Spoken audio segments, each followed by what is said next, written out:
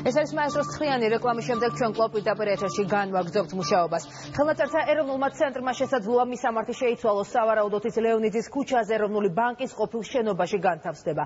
სამთავრობო წრეები უპირატესობას სწორედ ამ შენობას ანიჭებენ. ცენტრის მეცნიერ თანამშრომლებს კი შენობა ჯერ არ შეუსწავლიათ, შესაბამისად რამდენად არის ადგილზე უნიკალური ექსპონატებისათვის საჭირო გარემო ეს ჯერ უცნობია. ხელნაწერთა ცენტრის მომავალზე რამდენიმე წუთში ვისაუბრებთ მის ხელმძღვანელთან ზაზა აბაშიძესთან, თუმცა მანამდე სოფო ბერიძის რეპორტაჟი.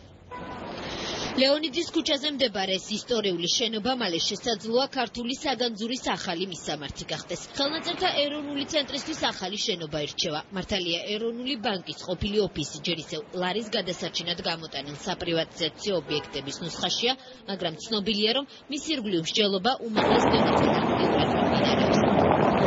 აუცილებლად აი ამ საცავით სადაც ინახება თამარ მეფის უნიკალური ხელნაწერი და ბექა და ბესკენ ოპიზლის ქმნილებები და ასე შემდეგ ივანე ჯავახიშვილის პირადი არქივი, ამას სჭირდება საგანგებო პირობები. ხელნაწერთა ცენტრის მეცნიერ თანამშრომლებს ეროვნული ბანკის შენობის მდგომარეობა არ შეუსწავლიათ. საკითხი არ განხილულა თანამშრომელთა საერთო კრებაზე. გოჩა საითიძე ამბობს, რომ ინიციატივას დადებითი და უარყოფითი ფაქტორები აქვს. პლუსი პრესტიჟული ადგილია, თუმცა ახლა კითხვები უფრო მეტია, ვიდრე პასუხები. ფართობით ნაკლებიც კი არის, ვიდრე ეხლა გვაქვს ჩვენ შენობის რამდენად განთავსდება ჩვენი ფონდები, რამდენად იესადაგება, ან თუნდაც გადაკეთების შემთხვევაში რამდენად იქნება ამ კუთხით დამაკმაყოფილებელი.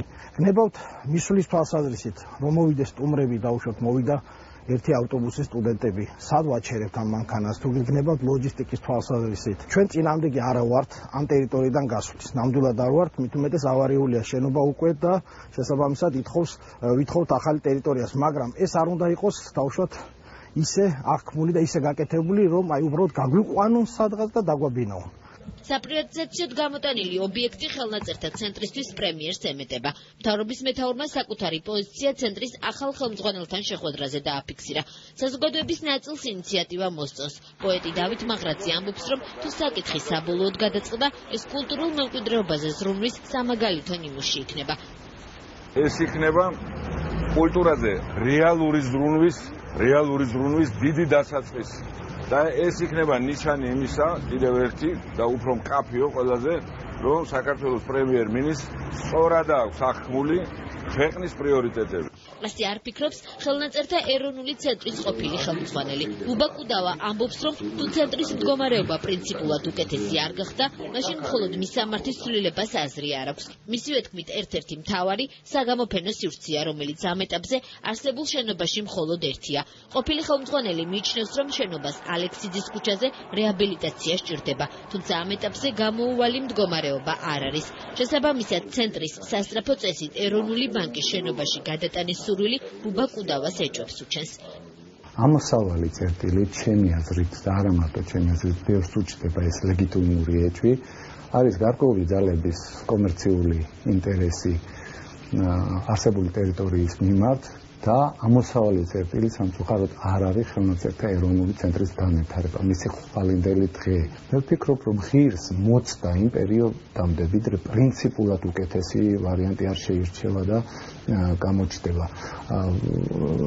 პრობლემებს შორის უმეტესი ნაწილი ადგილზე მოგვარებადია. თუ კი იქნება შესაბამისი თანხები და სარეკონსტრუქციო სამუშაოები.